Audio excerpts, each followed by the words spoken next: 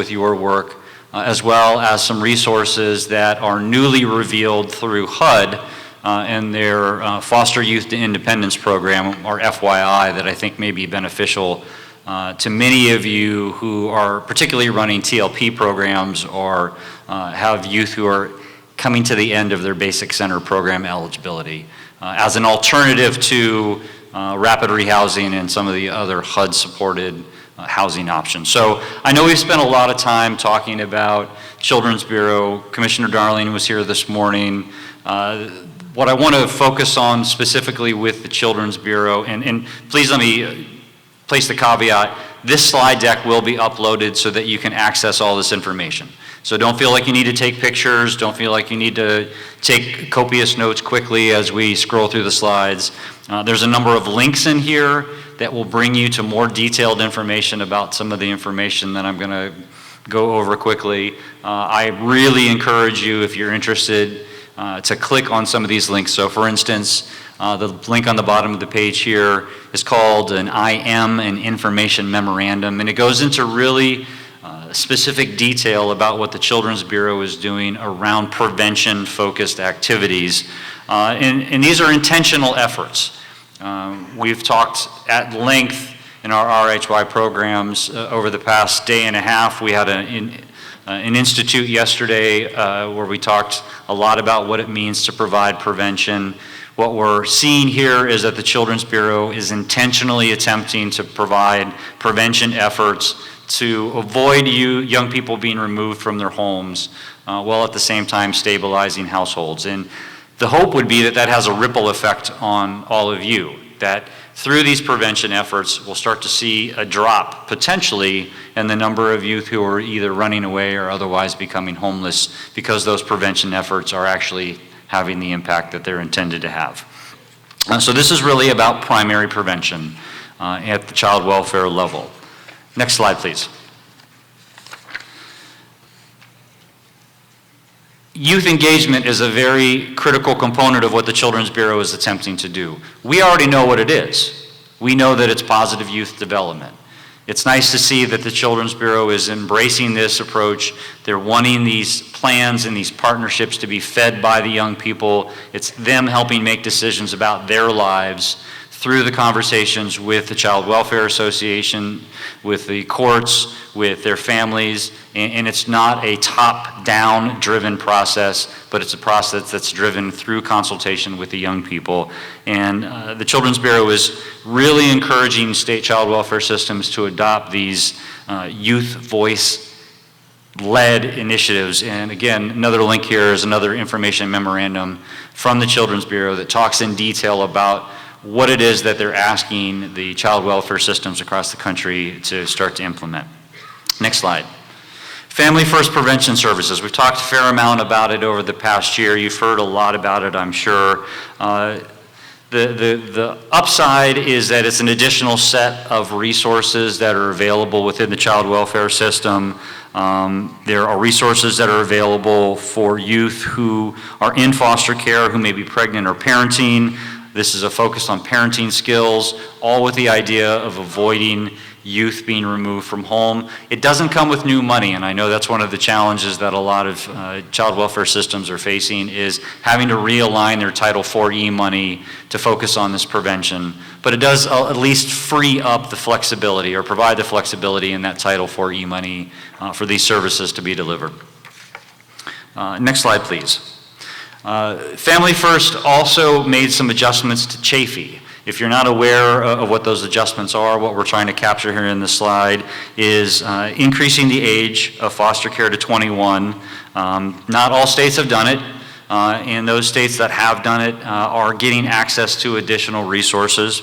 There's 18 states have even brought it even further under the Chafee program, up to 23, and youth who are foster care youth who are in these states have access to an additional set of resources and services that young people in the states that don't have extended foster care or Chafee programs do not have access to. And yet another IM that I encourage you to read. So I think we're now up to about 100 pages worth of information memorandums that you can sit by the pool later on today and cover. different from Chafee is just the federal extension of child care. It's increasing what's that? Oh, next slide. Oh, see? Thought you guys were anticipating me. All right. So 30 states have adopted foster care resources that are for youth over age of 18 and over. And there is a special set of programs that the Children's Bureau has been focusing on for probably 3 or 4 years now, called YAR. These are the Youth at Risk of Homelessness. So there's a lot of overlap between the YAR grants, RHY, and the Youth Homelessness Demonstration Programs. Where we see the greatest connection with YAR is in TLP, in that they are implementing programs that most look like a transitional living program.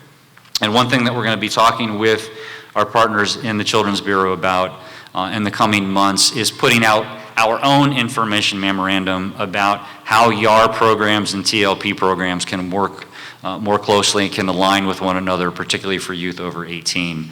And again, another information memorandum for you to reflect on. So now we're up to about 150 pages worth of reading material for you. Next is the Office of Community Services. And like I said, I'm not going to read through this entire slide, but what's important about OCS programs, particularly around economic development, is that this is job training opportunities. It's not necessarily funding that's directly made available to you all as grantees, but what I want you to focus on at the bottom of the slide is that highlight locator on ACF.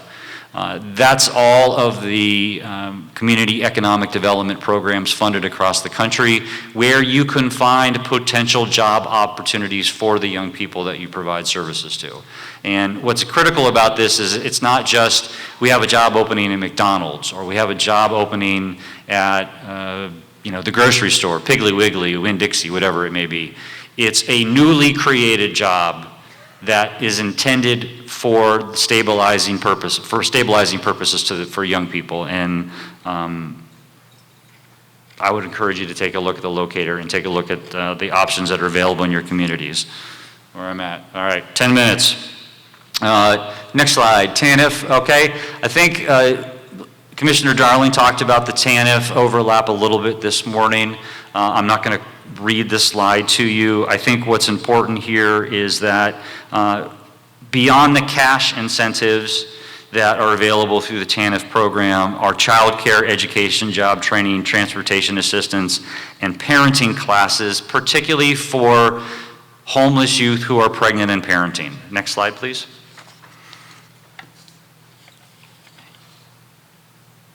Actually, that's a good one right there.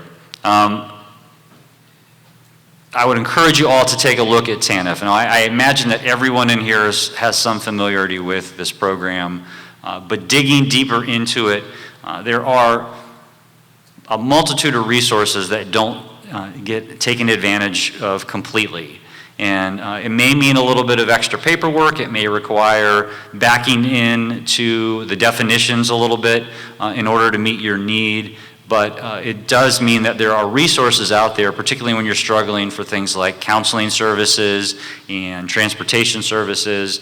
If you have youth who are in your programs that meet the eligibility requirements, there's a lot here that you should be able to take advantage of. So I apologize now, I'm at the scrambling point of trying to get all this through.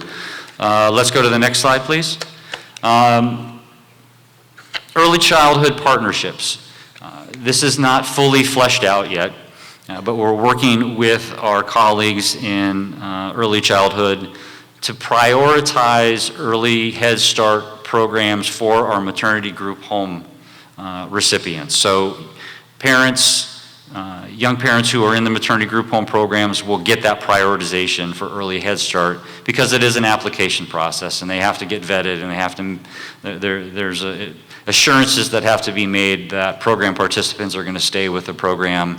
And if you have a maternity group home and you're looking for early Head Start options for the young people and their children in that program, we're going to try to work with you to help you get prioritization into the early Head Start program. Okay, next slide. FYI, Foster Youth to Independence. I think this is an intriguing one. How many of you are familiar with FYI? Okay, very few hands. So I am not an